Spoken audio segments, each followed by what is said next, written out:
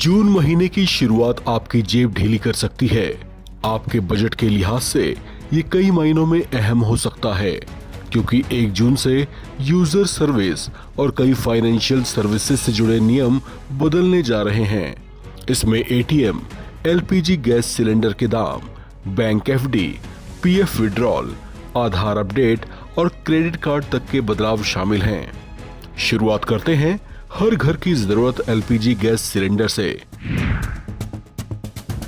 हर महीने की पहली तारीख को गैस सिलेंडर के दामों में बदलाव होता है।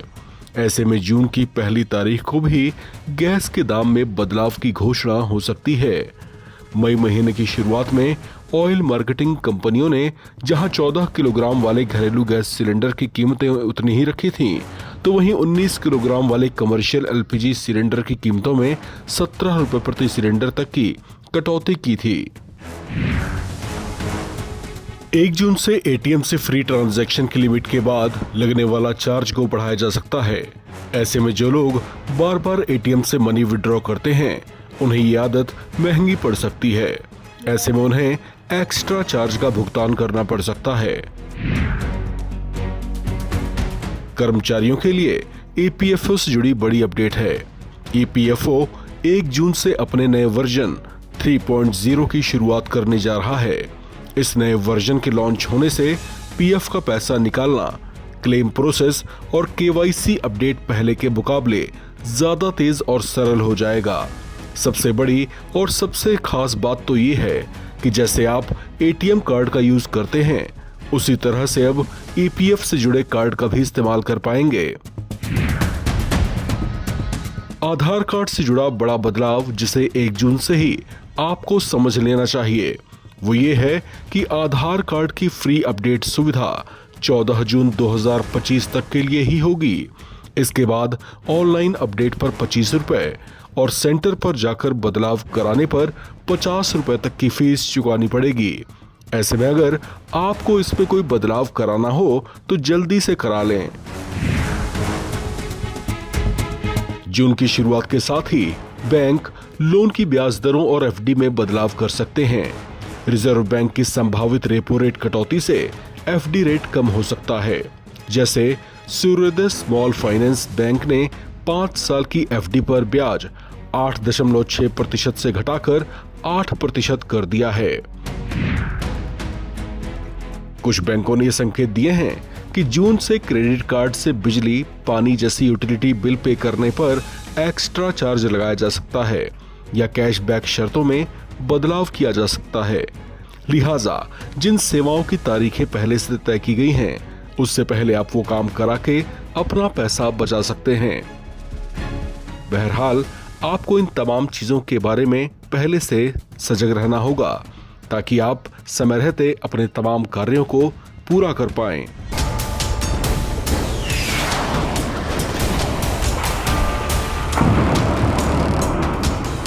भारत ने ऑपरेशन सिंदूर चलाकर पाकिस्तान को दिखा दिया था कि आतंकी मंसूबों को पालने और भारत को इसका शिकार बनाने की कोशिश का अंजाम क्या हो सकता है।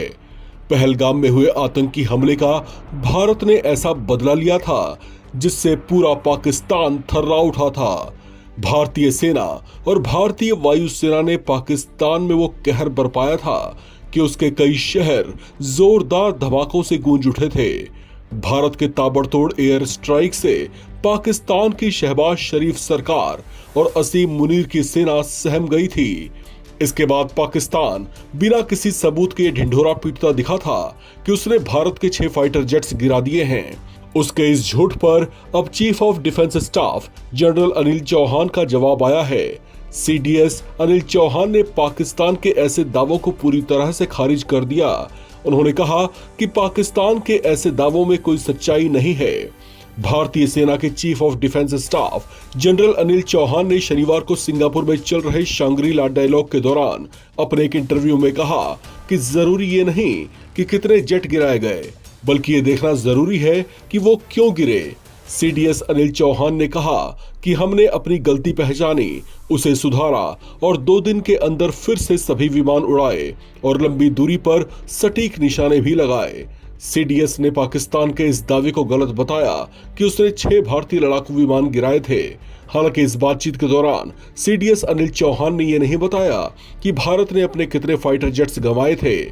ऑपरेशन सिंदूर के बाद ऐसा पहली बार हुआ जब सेना के वरिष्ठतम अफसर ने पाकिस्तान के साथ हुई झड़प में अपने लड़ाकू विमानों के नुकसान को सार्वजनिक रूप से स्वीकार किया है। सीडीएस अनिल चौहान ने शांग्रीला डायलॉग के दौरान फर्जी खबरों को लेकर एक बड़ी बात कही।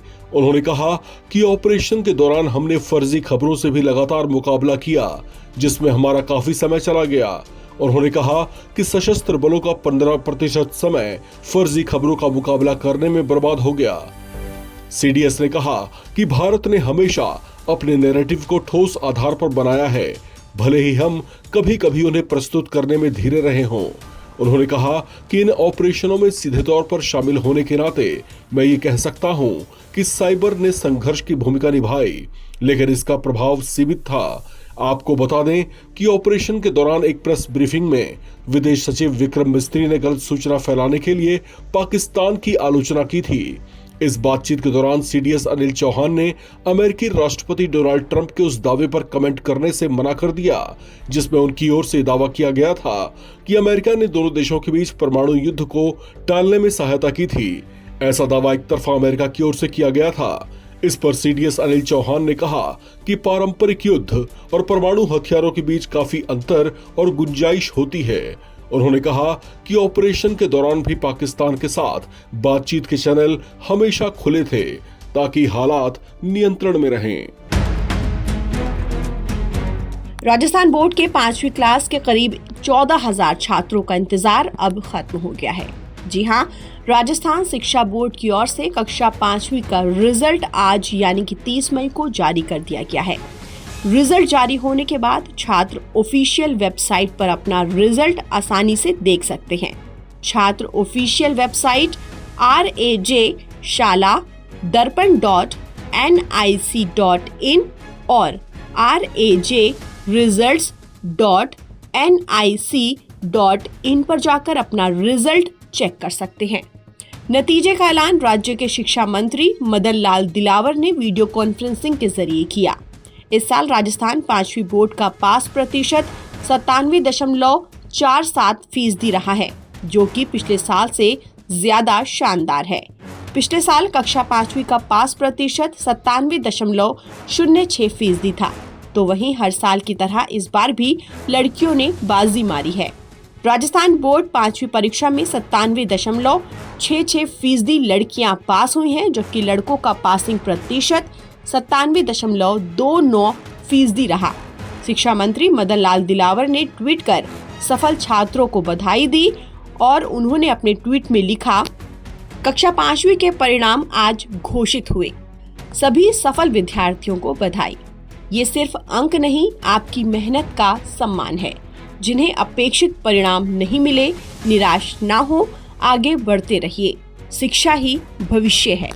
आपको बता दें कि दौसा, प्रतापगढ़, डूंगरपुर, सीकर और अजमेर जिले का रिजल्ट सबसे अच्छा रहा, लेकिन धौलपुर, जोधपुर, जालौर, बीकानेर और जैसलमेर जिले का रिजल्ट सबसे खराब रहा है।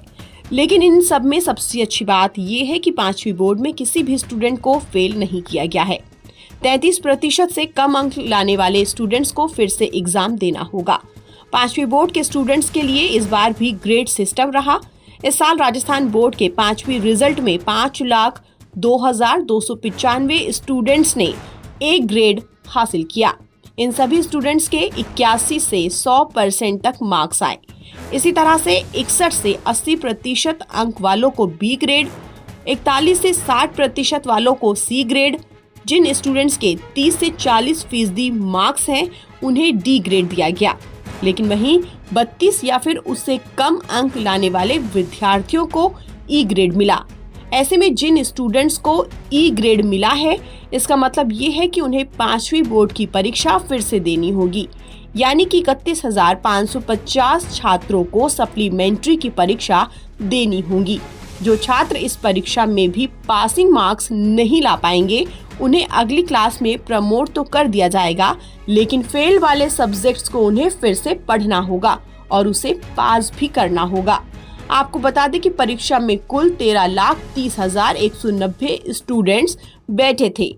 इनमें से 12,96,495 स्टूडेंट्स पास हुए हैं। 5वीं बोर्ड की परीक्षा 7 से 17 अप्रैल तक आयोजित की गई थी।